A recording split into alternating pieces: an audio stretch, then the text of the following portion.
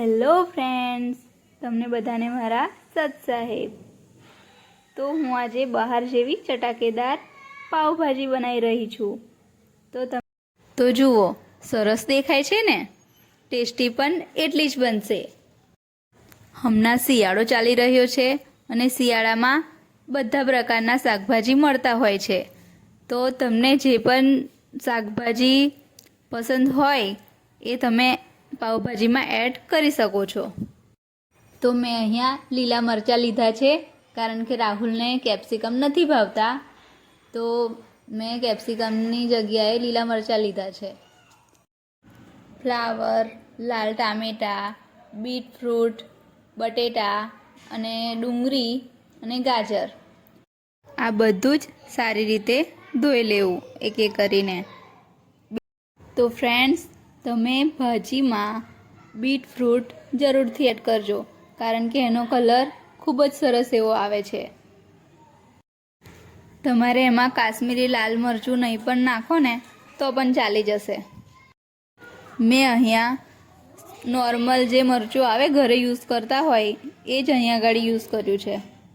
તો બધા શાકને આપણે ધોઈને કુકરમાં નાખીને 1-2 સીટી વગાડી લઈશું અને એને બાફી લઈશું. તો જુઓ, સરસ રીતે બફાઈ ગયા પછી કયા રીતના દેખાશે, એને પાવભાજીના ક્રશરથી એને મસ્ત રીતે મિક્સ કરી લેવું. જુઓ, મેં મિક્સ કરી લીધું છે. મારો છોકરો જીયાંશ ખૂબ જ જીદ કરે છે, જલ્દી બનાય એવું કહે છે.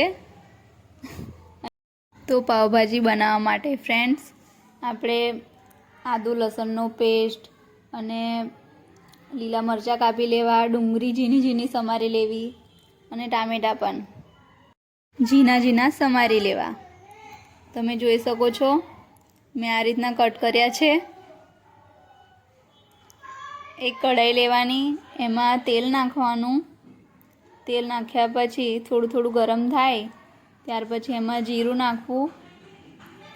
જીરું નાખીને થોડી વાર રહીને જીરું તતરી જાય ત્યાર પછી એમાં લીલા મરચાં અને ડુંગળી એડ કરી દેવી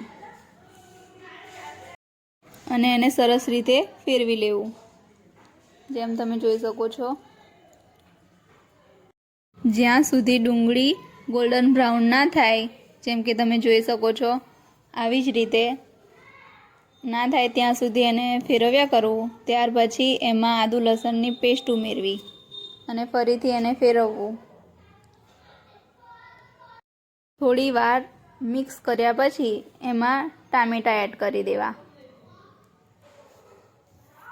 ટામેટાં એડ કરીને ફરી ફરાઈ લેવું અને માપ પ્રમાણે, સ્વાદ પ્રમાણે મીઠું એડ કરી દેવું.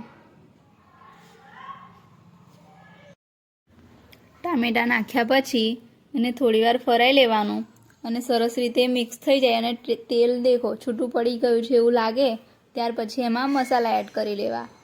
લાલ મરચું અને પાવભાજીનો મસાલો, હળદર, ધાણા પાવડર,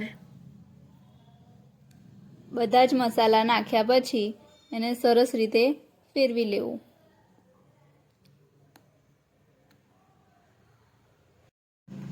અને સરસ એવું આ પ્રકારે ફેરવીને જ્યાં સુધી એવું ના લાગે કે સરસ રીતે મસાલા અંદર મિક્સ થઈ ગયા છે ત્યાં સુધી એને ફરાઈ લેવું.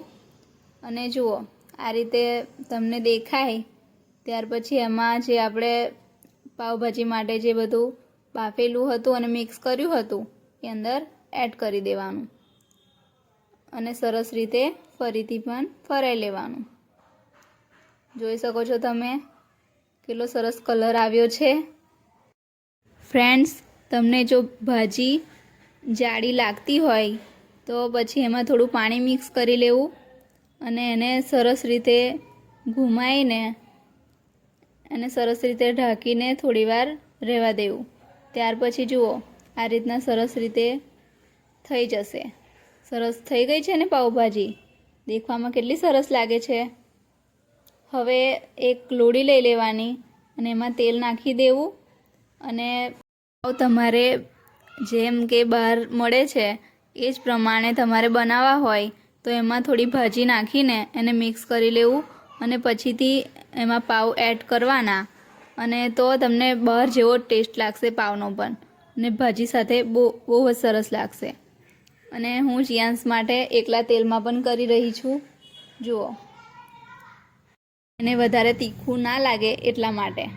અને ભાજી પણ મેં વધારે તીખી નહીં બનાવી કારણ કે એને પણ ખાવાની છે. તમે તમારા પ્રમાણે બનાવી શકો છો.